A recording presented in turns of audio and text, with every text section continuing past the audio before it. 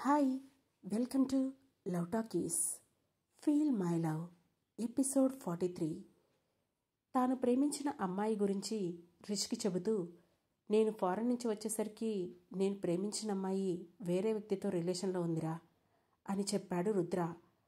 ఆ మాటతో షాక్ అయిన రిషి, చూసావు కదా లేట్ చేస్తే ఏమైందో, మరి తను వేరే రిలేషన్లో ఉన్నప్పుడు ఇంకా నువ్వు తనని లవ్ చేయడమేంట్రా అని అడిగాడు.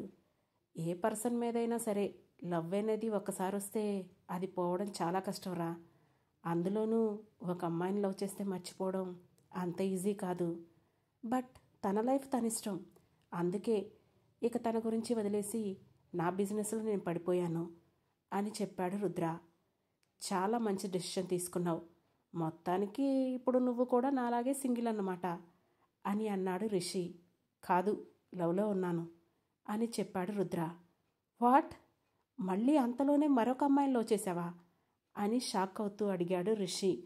లేదు, ఆ అమ్మాయిని లవ్ చేస్తున్నాను, ఇప్పటికీ లవ్ చేస్తూనే ఉన్నాను అని అన్నాడు రుద్ర.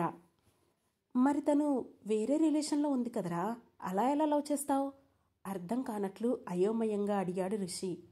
రిలేషన్లో ఉంటే ఎప్పుడూ అదే రిలేషన్లో ఉంటారా ఏంటి, వాళ్ళకి బ్రేకప్ అవుదా అని కన్నింగా నవ్వుతూ అడిగాడు రుద్ర. అవుతుంది, కానీ నీ లవ్ కోసం వాళ్ళ లవ్ బ్రేకప్ అవ్వాలనుకోవడం కరెక్ట్ కాదేమో అని అన్నాడు రిషి. నేనేమీ అలా కోరుకోవడం లేదులే, వాళ్లే బ్రేకప్ చేసుకున్నారు. నిజానికి వాడు తనని ట్రాప్ చేసి తన నీడ్స్ కోసం వాడుకొని ఇప్పుడు వేరే అమ్మాయిని పెళ్లి కూడా చేసేసుకున్నాడు అని చెప్పాడు రుద్ర. అబ్బో, బాగుంది కథ. ఇప్పుడు ఆ అమ్మాయికి బ్రేకప్ అయింది, సో తను సింగిల్, నువ్వు తనతో మింగిల్ అవుతానంటావు అంతేనా అన్నాడు రిషి.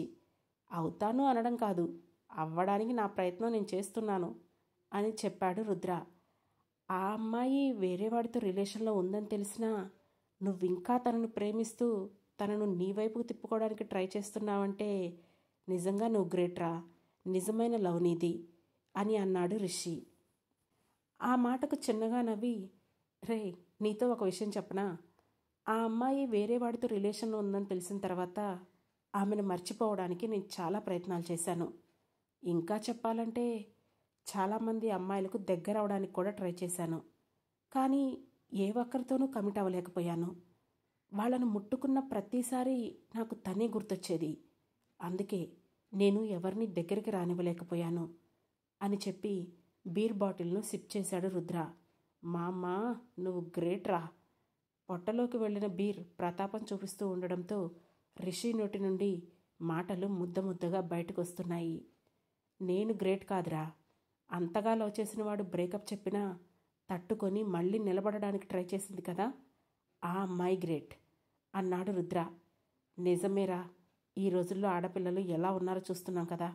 ఎవరిదాకో ఎందుకు, నా లవర్ కూడా నన్ను డబ్బు కోసమే లవ్ చేసింది, కానీ ఈ అమ్మాయి అతన్ని సీరియస్గా లవ్ చేసింది. అలాంటి వాడు మోసం చేస్తే తట్టుకోవడం అంత ఈజీ కాదురా అని అన్నాడు రిషి. అవునరా, ఇంకో విషయం చెప్పనా, వాళ్ళిద్దరు బ్రేకప్ కూడా నా కళ్ళ ముందే జరిగింది అని అన్నాడు రుద్ర. ఏమంటున్నావు మామా, అదెలారా క్యూరియస్గా అడిగాడు రిషి. అవునరా, నిజానికి ఆ రోజు నేను కూడా అది అసలు ఎక్స్పెక్ట్ చేయలేదు. వర్క్లో ఉన్నప్పుడు నేనేదో కాల్ మాట్లాడడానికి టెర్రస్ పైకి వెళ్తే అప్పుడే వాడు ఆ అమ్మాయికి బ్రేకప్ చెబుతున్నాడు. ఆ అమ్మాయి సైలెంట్గా వాడు వెళ్లే వరకు వెయిట్ చేసింది. కానీ వాడు వెళ్ళగానే పెద్దగా ఏడవడం మొదలుపెట్టింది. అక్కడ నాకు ఆ అమ్మాయి ఆత్మాభిమానం భలే నచ్చేసిందిరా. యూనో, ఏడుస్తుంటే ఎంత క్యూట్గా ఉందో తెలుసా. నిజంగా అమ్మాయిలు ఏడిస్తే భలే ఉంటారా అన్నాడు రుద్ర. ఆపరా బాబు, నువ్వు నీ శాడిజం. అంత క్యూట్గా ఉంది అన్నావంటే కొంపదీసి అక్కడ కూడా తనని కిస్ చేశావా ఏంటి అని అనుమానంగా అడిగాడు రిషి. ఆ మాటకు రుద్ర సిగ్గుపడుతుంటే, నీకు దండం పెడతాన్రా, నువ్వు సిగ్గుపడకు, సిగ్గుకే సిగ్గొచ్చేలా ఉంది అన్నాడు రిషి. నా గురించి నీకు అన్నీ భలే తెలిసిపోతున్నాయిరా నవ్వుతూ అన్నాడు రుద్ర. అంటే ఏంట్రా, నిజంగానే ఆ సిచ్యువేషన్లో ఉన్న అమ్మాయిని కిస్ చేశావా, అయినా తనేమీ అనలేదా అని ఇంట్రెస్ట్గా అడిగాడు రిషి. ఎందుకు అనలేదు, కంపెనీ సీఈఓని అని కూడా చూడకుండా లాగిపెట్టి ఒక్కటి కొట్టింది అని నవ్వుతూ చెప్పాడు రుద్ర. ఆ మాటకు ఒక్కసారిగా షాక్ అయ్యి నోట్లో ఉన్న బీర్ను తుంపర్లుగా బయటకు ఉమ్మేస్తూ, ఏమంటున్నావురా? నిన్ను కొట్టిందా అని నమ్మలేనట్లుగా అడిగాడు ఋషి. అవునరా, ఆ తర్వాత నేను ఊరుకుంటానా ఏంటి అని అన్నాడు రుద్ర. ఏం చేశావు? జాబ్లో నుంచి తీసేశావా ఆతృతగా అడిగాడు ఋషి. లేదు, నెక్స్ట్ డేనే తనని నా పర్సనల్ అసిస్టెంట్గా జాయిన్ చేసేశాను అని చెప్పాడు రుద్ర. అదేంట్రా, కొట్టిన అమ్మాయిని నీ పర్సనల్ అసిస్టెంట్గా తీసుకున్నావా అని అడిగాడు ఋషి. అవునరా, నీకు అక్కడ ఆ అమ్మాయి నన్ను కొట్టడం మాత్రమే కనిపిస్తోంది. నాకైతే నేను లవ్ చేసిన అమ్మాయి కనిపించింది. ఆల్రెడీ ఒకసారి తనని మిస్ చేసుకున్నాను. మళ్ళీ మిస్ చేసుకోవాలని అనిపించలేదు. అందుకే ఎప్పుడూ నా కళ్ళ ముందే ఉండాలని నా పర్సనల్ అసిస్టెంట్గా జాయిన్ చేసుకున్నాను. బట్ తనతో ఎలా ప్రొసీడ్ అవ్వాలో అయితే మాత్రం ఇంకా అర్థం కావడం లేదురా అని ఏదో ఆలోచిస్తూ అన్నాడు రుద్ర. ఆ మాటకు రిషి ఏం మాట్లాడకుండా సైలెంట్గా ఉండిపోయాడు. ఏంట్రా, నేను ఇంత ఎమోషనల్గా చెబుతుంటే నువ్వు సైలెంట్ అయ్యావు అనుమానంగా అడిగాడు రుద్ర. రే, ఒక మాట అడుగుతాను, కోప్పడవు కదా అన్నాడు ఋషి. సాగదీయకుండా విషయం ఏంటో అడగరా అని అన్నాడు రుద్ర. రే, ఆ అమ్మాయి ఆల్రెడీ వేరే వాడితో రిలేషన్లో ఉంది. అంటే ఇప్పటికి వాడితో అంతా అయిపోయే ఉంటుంది. మరి అలాంటి అమ్మాయి కోసం ఇదంతా ఎందుకురా? నీకేం తక్కువ?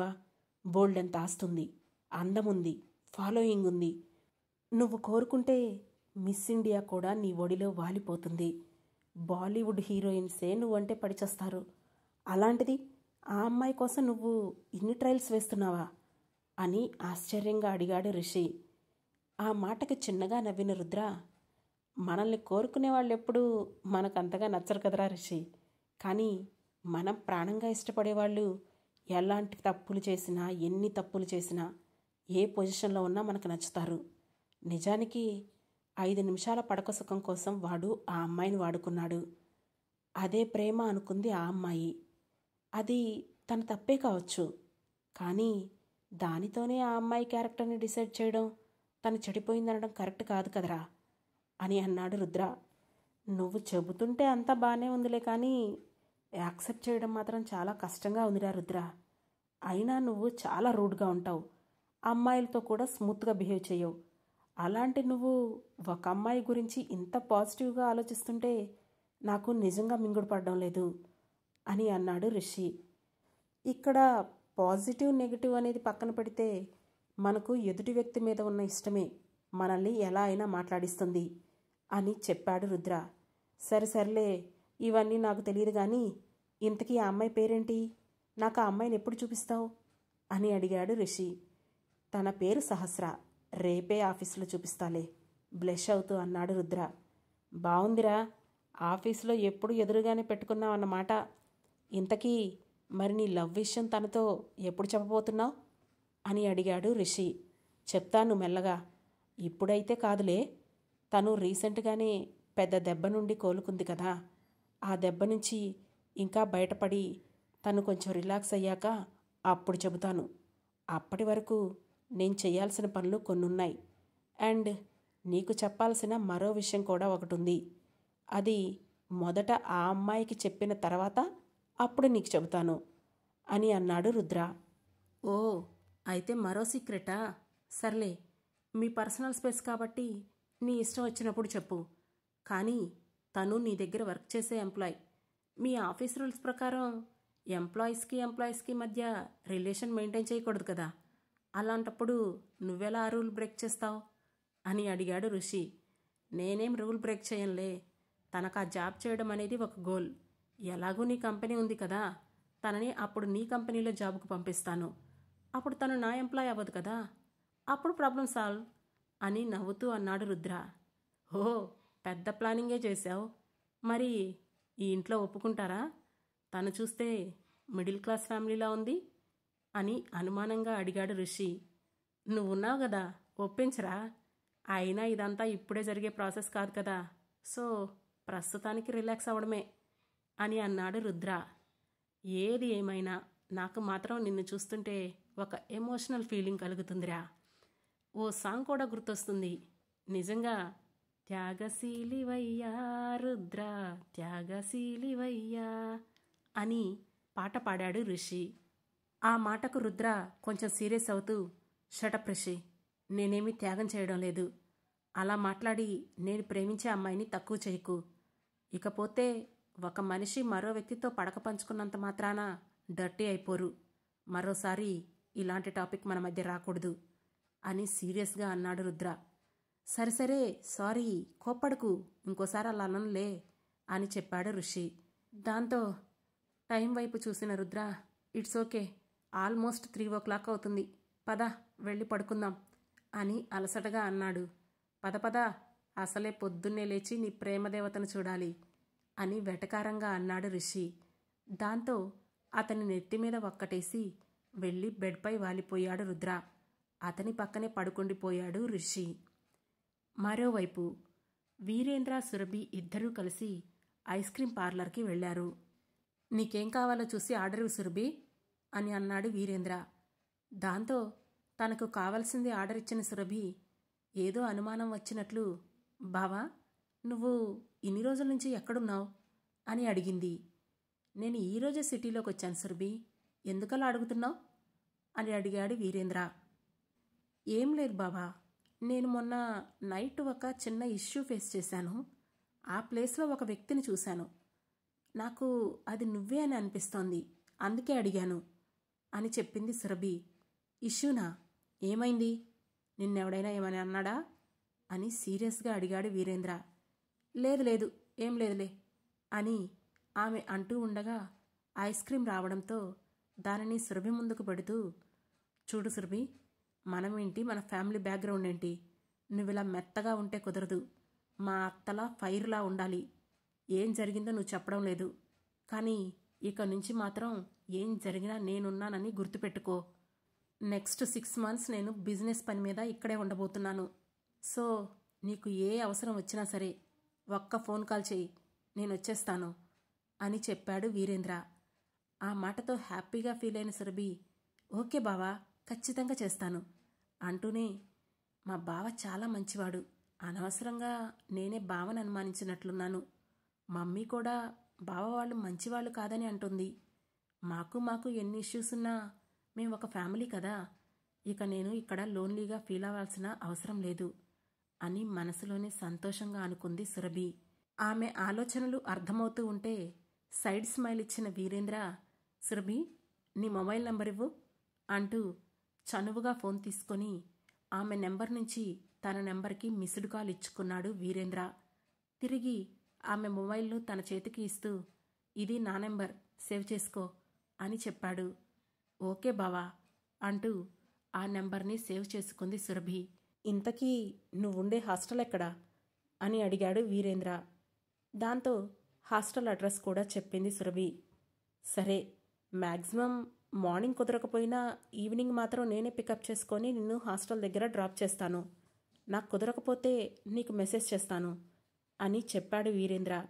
అయ్యో పర్లేదు బావా, బస్సులో వెళ్తాను, లేదంటే క్యాబ్ బుక్ చేసుకొని కూడా వెళ్తాను, నీకెందుకు బర్డెన్ అని అంది సురభి.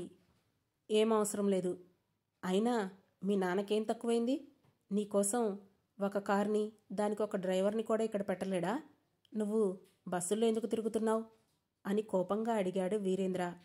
అయ్యో బావా, ఆయన్నేమనకు, నేనే వద్దని చెప్పాను. నాకు కొంచెం ప్రశాంతంగా ఇలాంటి వాటన్నిటికీ దూరంగా ఉండాలనిపించింది, అందుకే అవన్నీ వద్దని చెప్పాను అని చెప్పింది సురభి.